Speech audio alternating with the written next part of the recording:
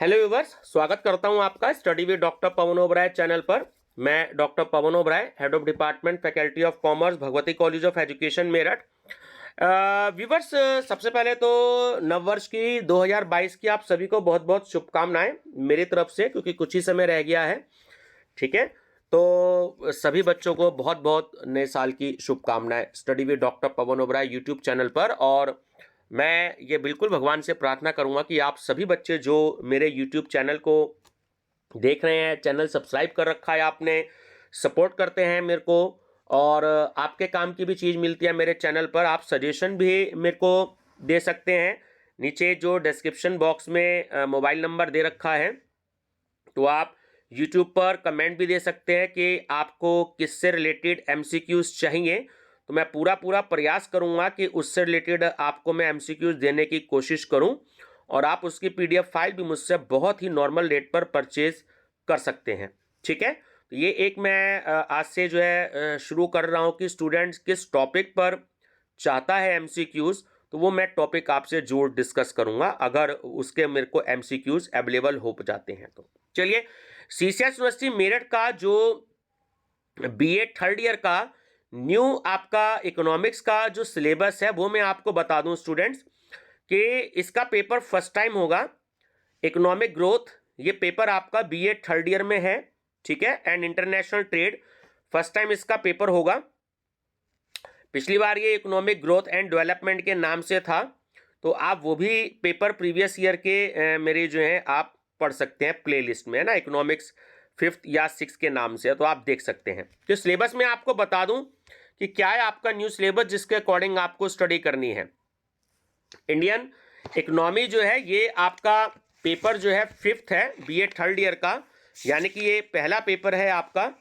तो इसका क्या क्या सिलेबस है जिसके MCQs की आपको स्टडी करनी है, न्यू सिलेबस है, ध्यान रखना ये लास्ट ईयर नहीं था, ये नया सब्जेक्ट आया है आपका। ठीक है, तो structure, nature and structure of Indian economy, इसमें आपको स्टडी करनी है यूनिट फर्स्ट में। Growth and composition, structural development of Indian economy and their inter relationship, utilization of resources, nature and human population and migration, poverty and income inequalities in India, unemployment, magnitude and policies measure। ठीक है, तो ये आपकी unit first है। Unit second agriculture से related है।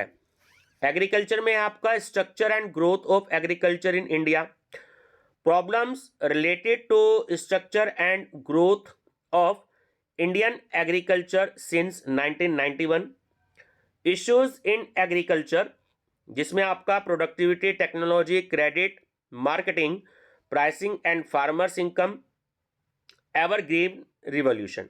Unit third industry and service sector से related है, इसमें आपको स्टडी करनी है।